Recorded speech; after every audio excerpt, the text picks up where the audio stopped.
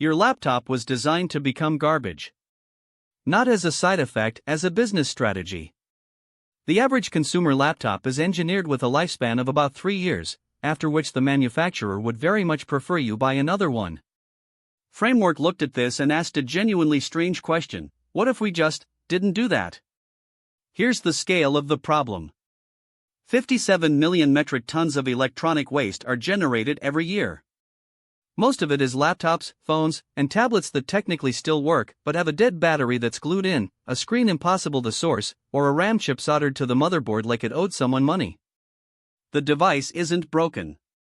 It's just been made impossible to fix. Framework's answer is modular design, the idea that every component of a laptop should be accessible, swappable, and standardized. The keyboard, the battery, the ports, the mainboard. All replaceable without special tools, proprietary software, or a letter of permission from the manufacturer. It sounds obvious. That's because it is. Which makes it surprising that almost nobody does it. Making a modular laptop is genuinely hard. Consumer electronics have been trending toward integration for 30 years: thinner bezels, thinner profiles, thinner everything. Packing all of that into a chassis while keeping every piece user removable is like designing a skyscraper where every floor can be swapped out by a person with a screwdriver. Framework is basically doing structural engineering with a philosophy attached. The Framework Laptop 13 Pro pushes this further. It brings a brighter, higher resolution display, improved thermal management, and support for the latest AMD Ryzen AI processors, the kind with dedicated neural processing units built in. The ports are still user-configurable expansion cards. You choose what goes where. It's a laptop that treats you like an adult, which in 2025 is a notable design decision. Right to repair is usually framed as a legal fight, which it is. But it's also a materials science argument.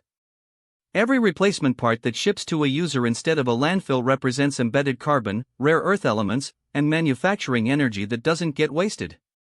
Repairability isn't just consumer-friendly. It's thermodynamically more efficient. The universe is, broadly speaking, in favor of not melting down perfectly good aluminum. The question Framework is really asking isn't, can we build a modular laptop? They've already answered that. The question is whether consumers will vote with their wallets for longevity over thinness.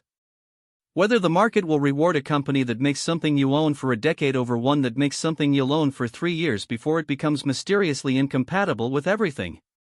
The Framework 13 Pro isn't just a laptop upgrade. It's a stress test for whether the electronics industry has any incentive to change, and the only way to run that experiment is to buy one, repair it, upgrade it 5 years from now, and hand it to someone else. The most radical thing about this machine is that it was designed to not need replacing. That's either the future of consumer electronics, or the clearest possible proof that it should be. 3 things survived the full arc of this story: 57 million tons of waste that exists because waste was the goal, a modular design philosophy so obvious it's almost embarrassing that it's rare, and one company running a live experiment on whether the market actually wants what it claims to want. The Framework 13 Pro didn't invent repairability, it refused to abandon it. And in an industry that spent 30 years thinning everything down to the point of disposability, that refusal turns out to be the most structurally disruptive move available.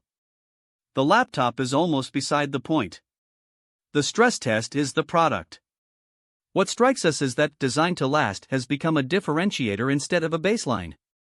We've collectively normalized the idea that the device you carry everywhere, depend on entirely, and paid $1,000 for was engineered to need replacing, and we mostly just accepted that.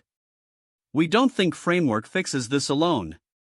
One company can't. But they've made the logic visible, and visible is where it starts.